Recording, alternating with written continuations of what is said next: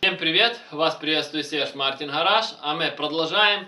Мы продолжаем ряд видео по вопросам подписчиков. И очень часто мне задают вопрос и в комментариях, и вот так по телефону там люди спрашивают, то есть почему происходит стук на переднеприводных вазах, когда трогаешься. То есть вот трогаешься и удар, стук. И в этих видео я расскажу, какие причины этого и как их решить для того, чтобы этого стука не было. Потому что этот стук может в один прекрасный момент так вылезти, что вы попадете на очень большие деньги и на очень сложный ремонт.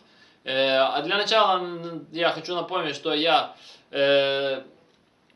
отвечаю на все ваши комментарии, именно в видео ответьте именно прямо сейчас. Напишите вопрос или тему, которая вас интересует, и я сниму на нее детальный, развернутый видеоответ, как вот, допустим, в данном случае. Также хочу сказать спасибо всем тем, кто ставит лайки, особенно тем, кто ставит лайк авансом. Ваши лайки очень важны для развития канала, и чем больше будет лайков, тем будет больше интересных познавательных видео для вас. Поэтому не ленитесь.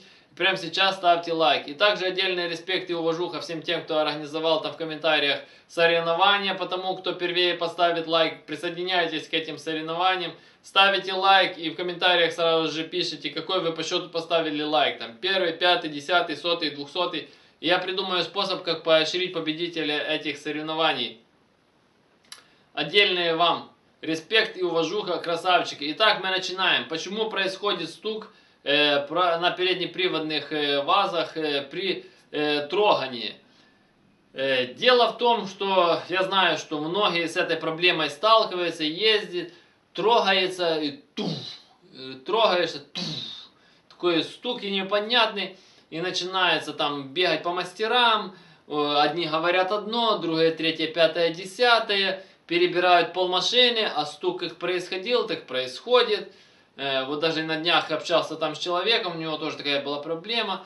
Все, там сцепление поменяли, коробку якобы всю перебрали, кучу денег, там бешеные суммы называют. Мне иногда там люди, когда называют, какие деньги берут за обычный ремонт, то я иногда просто в шоке. То есть там за какую-то там головку просто перебрать, отремонтировать, или там коробку перебрать. Такие бешеные ценники, что ну, это обычный ремонт, это не какая-то там доработка в спортмена. Ну, это отдельная, конечно, история.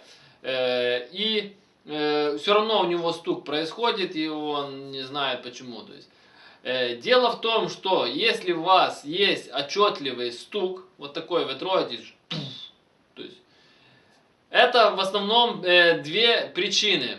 Это внутренние гранаты или палец сателлита в дифференциале. Дело в том, что я скажу так, что если у вас коробка старая, старого образца, там еще пальцы дифференциала еще живут. Если вы его никогда не меняли, если вы туда никогда не лазили, 99% что с ним все будет нормально. Если у вас коробка уже нового образца, там свежая, там со свежей какой-то машины, там со щупом, там или просто со свежих годов, или вас уже когда-то меняли палец сателлитов, даже если бы это было недавно, там год-два назад, образно говоря, там, то в первую очередь нужно проверять его, хотя его проверить не так просто, потому что это надо снять и разобрать коробку, но зачастую эта проблема в нем. Объясняю почему. Идет выработка, то есть шестерни дифференциала вращаются, то есть и из-за того, что качество металла этих пальцев сателлитов очень плохое, и они просто тупо изнашиваются, и соответственно происходит выработка, и у вас происходит вот этот стук. И почему я говорю, что именно когда вы меняли, тоже он долго не проходит. Потому что, во-первых, что качество плохое, а во-вторых, многие пытаются сэкономить и меняют только палец сателлитов, а не меняют в комплекте и сами сателлиты. Что происходит? Дело в том, что когда у вас палец сателлитов был убит, а сателлиты вы оставили те же и поменяли, на них уже была выработка. То есть, когда палец был разбит, он дал выработку на них. И вы вроде поставили, все нормально крутится, все. Потому что бывают такие случаи, что там вообще там так наслаивается металл от пальца.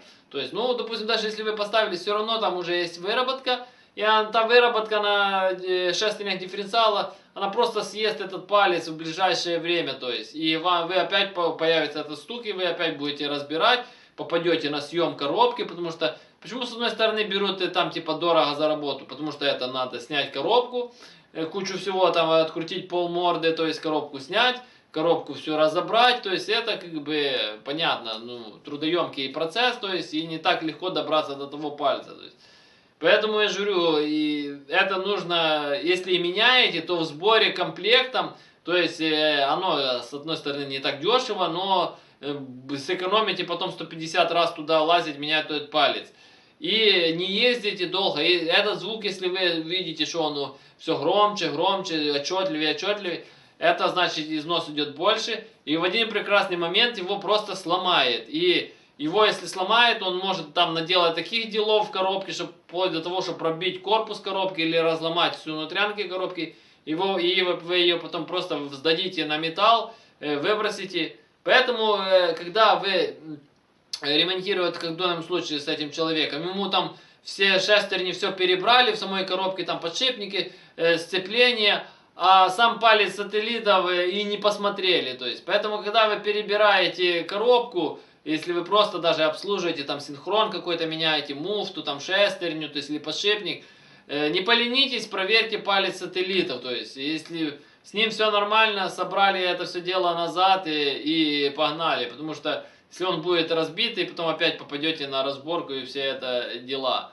Дальше. В принципе, можно до того, как вы уже снимете коробку, начнете разбирать, и вы снимаете привода, то есть гранаты, можете их проверить, то есть если не хотите там залазить в коробку, там спешить, да, можете для начала, то есть проверить гранаты, это самый простой способ. Сняли гранату, то есть на машине вы ее тяжело будет определить, не поленитесь, снимите привод, то есть покрутите гранатой, то есть если вот этот самый стук, то есть при вот так движении, то есть гранаты двигаете, то есть если она разбитая, сильно, не сильно, то есть если вы увидели, что там есть люфт, достаточно как на ваше усмотрение, что она разбита, меняете ее на новую, ставите и едете, и если этот стук повторяется, ну, как бы не исчез полностью, да, то опять же это проблема пальца сателлитов.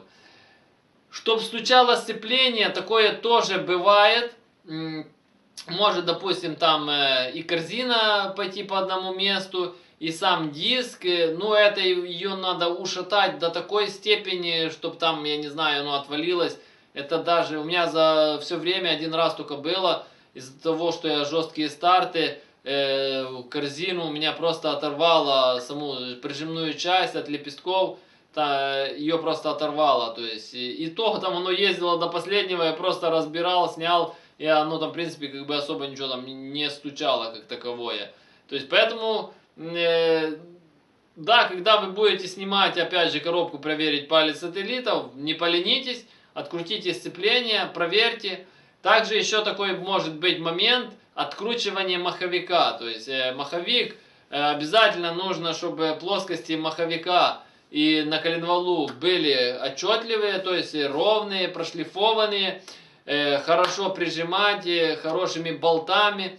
Обязательно на резьбовой герметик садите болты, то есть потому что от вибрации они очень часто выкручивают, потому что на него происходит нагрузка. И если у вас уже маховик один раз откручивался, то есть я сталкивался с этой проблемой на боевом двигателе, ну просто я задалбивался, у меня просто маховики не пару заездов, ну там 10-20 заездов у меня откручивался маховик, то есть я там и уже и на герметике садил, там и плоскости шлифовал, то есть, ну, что я только не делал, то есть, по-нормальному пришлось поставить новый коленвал с нормальной плоскостью, новый маховик с нормальной плоскостью, новые болты, и посадить это все на герметике и хорошо выжать.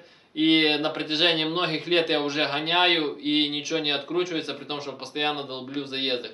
Потому что если один раз он открутился, тоже идет выработка между маховиком и коленвалом, там наслоение. Так же самое посадочное отверстие в маховике тоже разбивается. И тоже происходит такой же самый типичный стук. В принципе, его можно проверить очень просто. Открываете пробочку вот эту в коробке, да, и просто двигаете туда отверткой, туда-назад. Или вот так можете по маховику. Если он будет откручен, он просто будет двигаться. Ну, лишний двигаться. И тогда разбираете, эти все дела устраняете и наваливаете дальше. Поэтому я же говорю, есть очень много нюансов, и нужно их последовательно проверять, потому что, чтобы там не перебирать пол машины, и чтобы так и не найти причину. А я напоминаю, что я занимаюсь доработками головок блока и карбюраторов. Каждый из вас может прислать свою головку блока или карбюратор на доработку. Работаю по наложке новой почты, вы присылаете, я дорабатываю, отправляю вам назад по наложке новой почты. То есть оплата за работу, когда забираете назад готовые детали. Вам, грубо говоря, останется их прикрутить и полететь. На главной странице моего канала есть отдельные плейлисты о доработке головок, отдельно о доработке карбюраторов, отдельно о том, как валят мои машины с этими доработками. Кому интересно, переходите, смотрите. Кто хочет заказать доработку, под каждым видео в описании есть мой номер телефона. Я всегда на связи, напрямую. Звоните, заказывайте. Кто хочет узнать цены на доработку, опять же, на главной странице в этих плейлистах первое видео. Про головку есть отдельное видео, сколько стоит доработка, про карбюраторы, там все рассказано и показано. Номер телефона непосредственно для заказа доработок. Все вопросы, комментарии, консультации пишем внизу под видео, все их читаю, по возможности стараюсь на все их отвечать. Кому понравилось данное видео, ставим лайк, подписываемся на канал, кто еще не подписался. Жмите на колокольчик, чтобы получать уведомления о новых видео. Делитесь данным видео со своими друзьями, репостите данное видео. Всем спасибо за внимание, всем до свидания.